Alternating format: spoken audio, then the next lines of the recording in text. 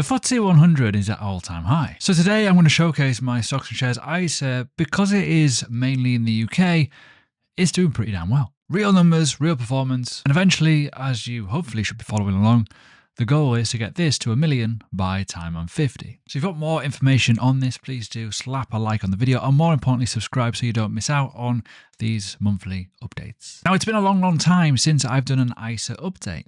And today I will look at market policy as well in terms of what's coming up for the rest of the month. And I will do videos on them as well, just so we're up to date with everything in terms of the policy, the interest rates, the more importantly, the inflation data, all that kind of good stuff, which will have a bearing on what the FTSE is going to do. Now on the screen is the FTSE 100. As I've alluded to it, all-time highs, doing fantastically well. The situation is very clear, 24 or 25% over the course of the last 365 days. It's been a monstrous run, a real big run. And when you compare this to the likes of the S&P, that's only 15 to 16%. So yeah, it's hit all-time highs, which is interesting for obvious reasons, and it has outperformed obviously the S&P. Because a lot of people tell me that, the FTSE is boring, the UK market is not great. In terms of currently, the UK market is strong. The data is becoming pretty strong in my viewpoint. And that's good because if we're getting inflation down, if we're getting interest rates to come down, if we're encouraging people to spend or invest, it's going to hopefully help certain companies do very well. And you can look at all the green numbers and some of the red numbers here, but more often than not, you could argue it's green. By the way, if you are interested in this tool, there's a link below, $15 off your plan. I've used this for like 8 or 9 years now. Fantastic tool.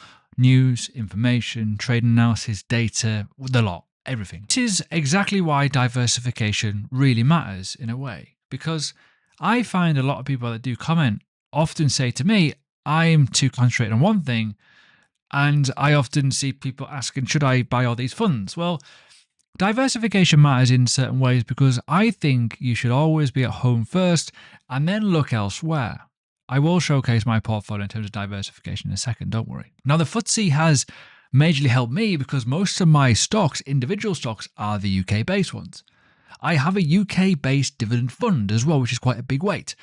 But I do have other markets in there as well, which has shared the weight quite nicely. So I think I am pretty diversified. But I see so many people go for the US stocks because it's growth. The thing is, markets will always revolve around. They will always change. There will always be certain points where things will do well and then they'll do not so well. It's just the way it is. So don't always look at past performance, because that's never going to give you future results, is it? You've got to look at what you believe in more to the point and have a plan and hopefully stick to that plan. Now, just a little bit of a summary check on certain things. We do need to consider on this channel, especially looking at the base rate, interest rates. We are dropping here, and this will impact obviously the FTSE as well. On the 5th of February, that is when the next one will come in, so keep that in your calendar and just remember it. Now, one thing that is hugely important as well, on the 21st of January, which is not that far away realistically, there's going to be a new print or new data for inflation. It has been very sticky in the UK, but it has came down quite a lot in November, which is probably why we've had a bit of a jolt. The reality is here, I will talk about this in more detail in later videos, but do follow me on Instagram or on TikTok. I will probably do a small reel about an update on this, but reality is within my content, I will be showcasing this because I think that is, underestimated in a lot of content. The reality is here, things are slowly starting to look better for the UK and the UK economy, which sounds bonkers considering the headlines right now. There seems to be a big narrative around, there's a big situation around people not spending money. I think it's a polar opposite. I think people can spend money because there's facilities in place to allow that to happen, which has probably propped up the market in a way. We want people to invest in this UK economy. We want it to do better. We want to get the numbers better. But the reality is that is a unbelievable print that we got in November. Whether we continue with that is another situation. Winter is always a bit iffy anyways. So with that in mind, we need to talk about my portfolio. It is doing really, really well. As you can see, since I've opened it, 3 years ago now, give or take, you can see there's been a bit of a withdrawal there as well. 45.3% rate of return. Now, rate of return is a bit of a weird kind of number and a statistic. It's certainly in the overall total. This is the actual pie itself, which is doing pretty all right too. Now, the trusty tool that I always use is Snowball Analytics. This gives you a bit more data. I do think Trading 212 has changed too much and it's a bit, don't really like it too much in terms of the UI, especially on the mobile app. It's a bit clunky now. But my portfolio, so this portfolio is fine. The reality is here, though, you need to have more data to give you more information, especially when you're doing a reality check of your portfolio. I highly recommend you jump in this platform here. You can do it on a free trial. You don't have to pay for it. You can get the free version.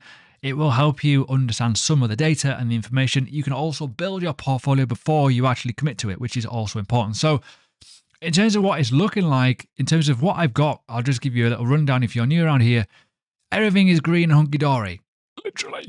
And I've now got a new 5% growth on the statistics, and hopefully this one will follow. Smith's actually done fantastic recently as well. So every single portfolio is hitting my milestones of what I want as me for my own portfolio, which is a dividend growing portfolio, which does have a yield, which is quite useful, but I also have it backed up with the dividend funds. The funds are the biggest weight here, obviously. You can see that on the screen.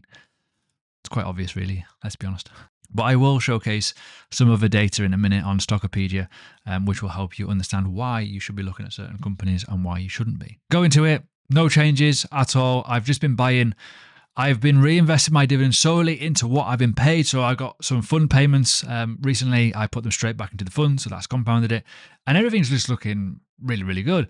In terms of the dividends, obviously, I don't look too much at the rating too much because that can be a bit iffy, especially with delayed data. Obviously, with this has got massive delayed data because it had a big, massive fall during COVID. Some of them have had a bit of a wash with that, which is also a problem. The reality is here, for me, what I say is I want a company that does aim to grow their dividend yield at some point because that would equal a strong company. So if we're looking at my own portfolio here, which is on Stockopedia now, you can see very, very easily the data is a bit more high-tech. There's a lot more to it. There's a lot more information. You can also see the likes of Smith here, for example, which I mentioned before, doesn't have it on Snowball, but it does actually have a great CAGR in terms of growth on the 3-year. In terms of the simulation of the portfolio, as you can see, absolutely flying. My own portfolio is beating the FTSE, and the FTSE is already beating the S&P 500, which is fantastic to see. So overall, we're in a bit of a purple patch, I know. But things could get very, very interesting to see where they go longer term. But I am, so far, very, very happy with my portfolio. In terms of my stocks here, what I aim to go for is quality and momentum. More to the point, because I want a quality stock that has a bit of momentum, but also you could argue some value too. But most of them are leading the line pretty well right now. And you could argue, yes, I still have value and momentum here. So they're all doing exactly what I wanted to do. But again, if you go to my link tree, you'll find a link to this as well. This is a tool that I recommend for research. I use this quite a lot, pretty much every day. Going back to what I said before about diversification, it's important because I think I have quite a decent diversification, which is quite good, but main thing is countries. Everyone seems to be very heavy in America. And I think I'm more obviously UK, others, and obviously America's as well there. It's a good spread, I think. Personal opinion, I think it's a good spread. So that's where it kind of is. Obviously, yes, it's all stocks. We all know that. And in terms of sectors, I've alluded to it, there's a bit of a mixer. Obviously, most of it's financial, but you could probably argue the ETFs probably don't help that situation. In terms of the data, the information, this is where we will be hitting goals here, technically. And it does have inflation covered here as well. So you can see in 16 years' time, we'll be hitting some lofty numbers with 1.73 million, which technically would be a 1 million, but obviously adjusted for the inflation side of it. So obviously if the cost of living spirals like buggery, we're going to have a lot more than a million at that point. So it'll be very, very interesting. But obviously the return, 15.75% over the course of an annual period, is pretty mental. So it is just a long-term scoreboard. Yes, it could get blown off course at any moment, obviously. No shortcuts, no predictions, just consistency, time, and hopefully behavior of me investing. Every single update that we do, we get one step closer, technically, hopefully, as most of the time I do invest. In terms of future payouts here, which is pretty crazy, I'm just going to say that right now, we've got some pretty lofty months. And since I did a bit of a rechange in my portfolio, yeah, the dividend yield's good and the monthly outgoings of, incoming of my own income here is really good. The situation is June is a bit of a wild one. Obviously, even February, I've got some pretty big ones here in February, as you can see here, of Smiths basically. Could be a very, very interesting one. So I need to keep an eye on the price because the price of Smiths has done fantastic recently. But overall, there's not many missed months, which is good.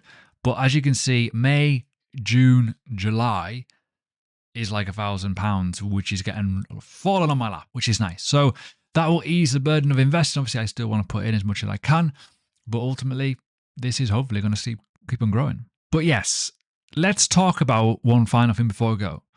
I'm not worried about the S&P or the NASDAQ or whatever flying. I am worried about, obviously, what could happen next. My biggest concern is UK politics. And I can look at each and individual of these charts, and I've been up quite a lot in these recently. And even the funds are doing fantastically well. Even stuff like this, which a lot of people were like, why am I buying that? But it's doing fantastically well. As I mentioned before, Smiths is doing really well. But the reality is here, they are all, I think, pretty strong in terms of companies and a good spread. The reality is, though, it could go much higher. The UK economy has definitely woken up recently. But as I say, the political landscape is a bit wishy-washy right now. Whether that changes or not is another thing. And my opinion is, I believe that they can do more things to make it better. They can probably get rid of stamp duty on stocks, probably get rid of stamp duty on property as well, technically, in certain ways. I'll change that a little bit. That might well bring people to invest and do more things. And there we go. We're done. And I hope you enjoy this sort of video. But let me know what your overall thoughts are on the portfolio and how you're getting on with your own as well. If you do want a copy as well, you can. There's a link below to my pie on Trading 212. Also, you can see, or if you are a member on Snowball Analytics, you can see my portfolio on there in real time. So you can always see that, which is obviously a bit wild, but ultimately it will hopefully help you. And I will put the links in my link tree so you can see them as well. Now you've done so, watch this video. This is all about tax. I do apologize. It has to be done. But if you are in the UK and you've never done a tax return or a self-assessment and you've got a side hustle or you're an investor on a general investing account, you need to know it.